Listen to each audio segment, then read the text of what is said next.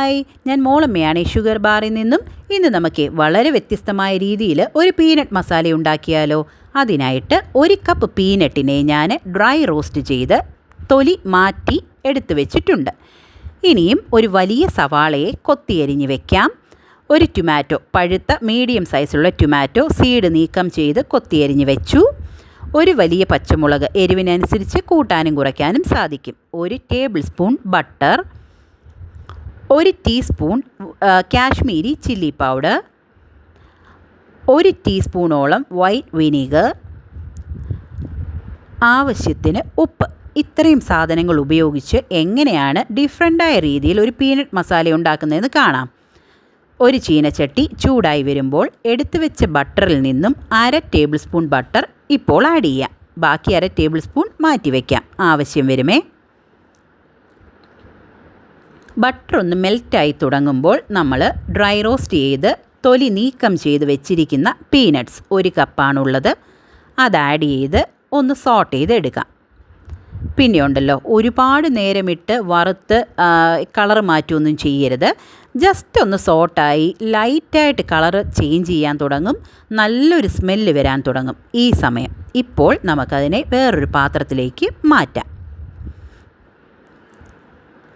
ഇതിന് ശേഷം അതേ ചീനച്ചട്ടിയിൽ തന്നെ നമ്മൾ ബാക്കിയായി വെച്ചിരിക്കുന്ന 1/2 ടേബിൾ സ്പൂൺ ബട്ടർ ഉണ്ടല്ലോ, അത് ആഡ് ചെയ്ത് കൊടുക്കാം.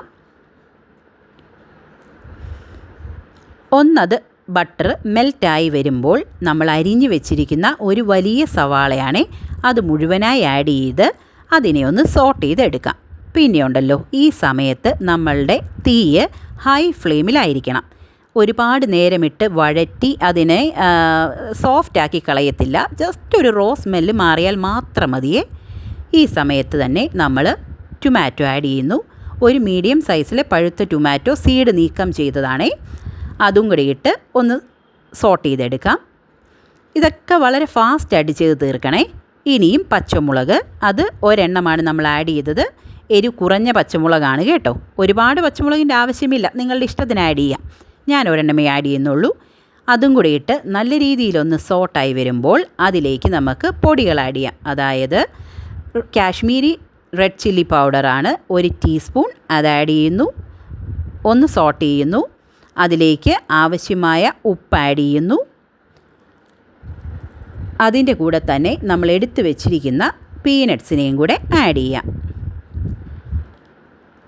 പീനട്ടും ഇട്ട് നല്ല രീതിയിലൊന്ന് സോട്ടായി വന്നതിന് ശേഷം ഫ്ലെയിം ഓഫ് ചെയ്യാം. ഫ്ലെയിം ഓഫ് ചെയ്തതിന് ശേഷമാണ് ഞാൻ വൈറ്റ് വിനെഗർ ആഡ് ചെയ്യുന്നത്. വിനെഗറും ആഡ് ചെയ്ത് നന്നായി മിക്സ് ചെയ്തതിന് ശേഷം ഉപ്പിന് കുറവുണ്ടെങ്കിൽ ആ സമയത്ത് നമുക്ക് ഇട്ട് കൊടുക്കാവുന്നതാണ്. ഉപ്പുമിട്ട് ബാലൻസ് ആയതിനു ശേഷം സെർവിങ് ബൗളിലേക്ക് നമുക്ക് മാറ്റി സെർവ് ചെയ്യാവുന്നതാണ്. ഈ സമയത്ത് വേണമെങ്കിൽ നമുക്ക് മല്ലിയിലയുടെ ഫ്ലേവർ ഇഷ്ടമാണെങ്കിൽ നിങ്ങൾക്ക് സെർവ് ചെയ്യുന്നതിന് തൊട്ട് മുമ്പായിട്ട് മല്ലിയില കൂടി ആഡ് ചെയ്ത് സെർവ് ചെയ്യാവുന്നതാണ്. അത് ടേസ്റ്റ് ഇഷ്ടമാണെങ്കിൽ മാത്രം മതി. ഇങ്ങനെ തന്നെ കഴിക്കാൻ അടിപൊളി ടേസ്റ്റാണ്. ഇതിനെ ടച്ചിങ്സ് ആയിട്ട് യൂസ് ചെയ്യണമെങ്കിൽ യൂസ് ചെയ്യാം.